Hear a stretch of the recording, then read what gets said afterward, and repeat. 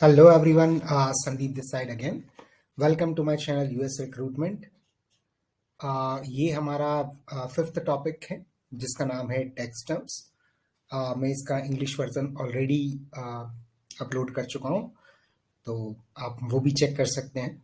Now we will discuss about the tax terms in the USA. So there are three tax terms. तीन tax terms होती हैं US में: W2, corp to corp and 1099. We will हम तीनों tax terms के बारे में one by one discuss करेंगे. सबसे पहली टैक्स टर्म है W2. अगर आप यहाँ पर चार्ट देखते हैं तो इस चार्ट में मैंने कैंडिडेट मेंशन किया है, employer x and tax term W2.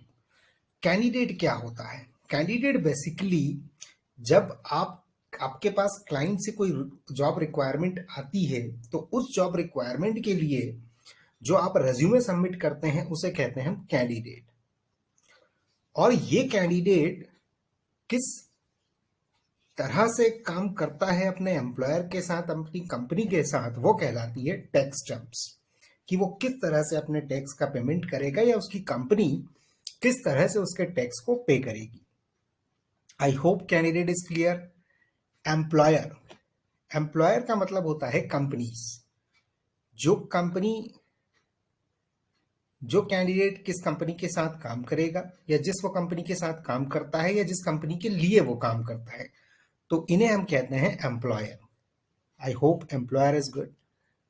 सो यहां सिर्फ एक कैंडिडेट है और एक एम्प्लॉयर है.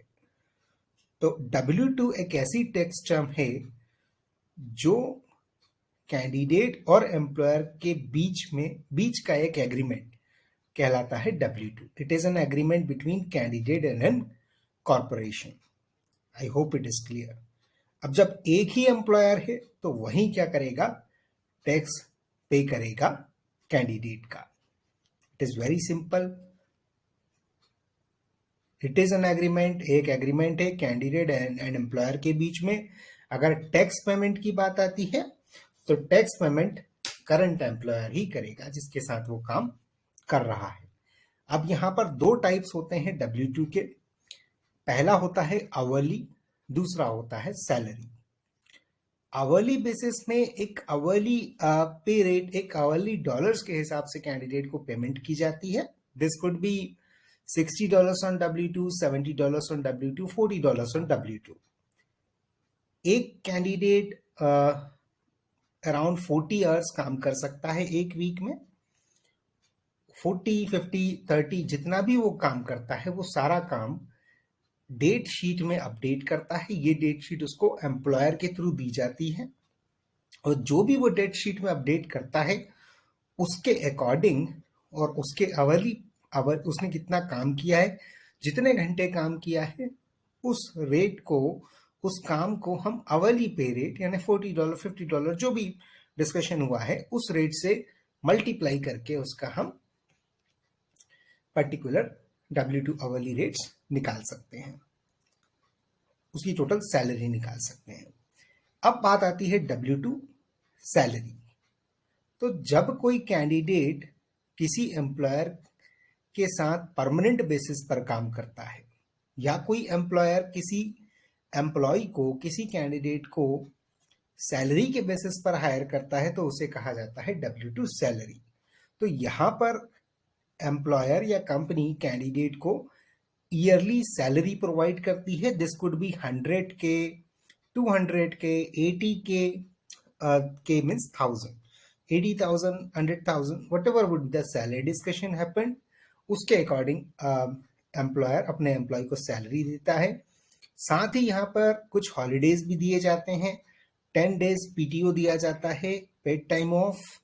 साथ ही साथ 7 हॉलीडेज मिलते हैं और अपनी अपनी कंपनीज की अलग अलग पॉलिसी से उसके अकॉर्डिंग ये हॉलीडेज डिसाइड होते हैं. यहाँ कुछ बोनस परसेंटेज भी दिया जाता है जो कि 10%, 5%, 20% अकॉर्डिंग टू कंपनी पॉलिसी कुछ भी हो सकता है, but that is known as bonus. फिर हम बात करते हैं बेनिफिट्स की. और बहुत सी कंपनीज बेनिफिट्स प्रोवाइड करती हैं. इसमें पहला जो बेनिफिट है वो है 401K. 401k एक तरह का रिटायरमेंट प्लान होता है। इसके अकॉर्डिंग कंपनीज जो होती हैं वो रिटायरमेंट प्लान कैंडिडेट्स को प्रोवाइड करती हैं। फिर कुछ हेल्थ बेनिफिट्स होते हैं, that includes medical benefits, dental and vision. ये सारा medical, dental and vision health benefits के अंदर ही आता है। सब कंपनीज की अलग अलग पॉलिसीज होती हैं, but most of the companies provide benefits, bonus in some पर benefits, health benefits, 401k, health benefits and some percentage of bonus and different leaves. I hope ये W2 हमारा क्लियर है। अब हम बढ़ते हैं नेक्स्ट टैक्स टर्म की तरफ। तो हमारी जो नेक्स्ट टैक्स टर्म है वो है कॉप टू कॉप। यहाँ कॉप टू कॉप में अगर आप डायग्राम की तरफ देखेंगे तो मैंने यहाँ पर कैंडिडेट सेम है, बट दो कंपनीज हमने मेंशन की है, एम्प्लॉयर एक्स और एम्प्लॉयर वाई। एम्प्लॉयर एक्स वो कंपनी है जिसका कैंडिडेट एम्प्लॉय है, मीन्स कैंडिडेट इस एम्प्लॉयर एक्स कंपनी का एम्प्लॉय है, और यही एम्प्लॉयर इस कैंडिडेट को सैलरी देगा या W2 रेट जो भी डिस्कस हुआ है वो देगा। I think I am clear on that. Employer Y वो कंपनी है जिसके लिए कैंडिडेट काम करेगा। एम्प्लॉयर वाई किसी तरह का कोई भी पेमेंट कैंडिडेट को नहीं करेगा। जब एम्प्लॉयर वाई किसी तरह का कोई पेमेंट कैंडिडेट को नहीं कर रहा है तो यहां भी क्या होगा, एम्प्लॉयर एक्स ही कैंडिडेट का टैक्स पे करने के लिए रिस्पॉन्सिबल होगा। I hope I am good with that. So corp to corp एक एग्रीमेंट है दो कंपनीज के बीच में, और कैंडिडेट जिस कंपनी का एम्प्लॉय होगा वो कंपनी उसके टैक्स को पे करेगी। तो एम्प्लॉयर एक्स यहां पर जो है कैंडिडेट का एम्प्लॉयर है, तो employer X will pay the tax. I think I am clear on that. Now we will go to tax term 1099। 1099 जो इंडिपेंडेंट कॉन्ट्रैक्टर और फ्रीलांसर्स काम करना चाहते हैं वे 1099 के थ्रू काम कर सकते हैं। अब डायरेक्टली कैंडिडेट खुद काम कर रहा है as a freelancer, as a contractor, तो कैंडिडेट खुद अपना टैक्स पे करने के लिए इस सेक्शंस में रिस्पॉन्सिबल होता है। I think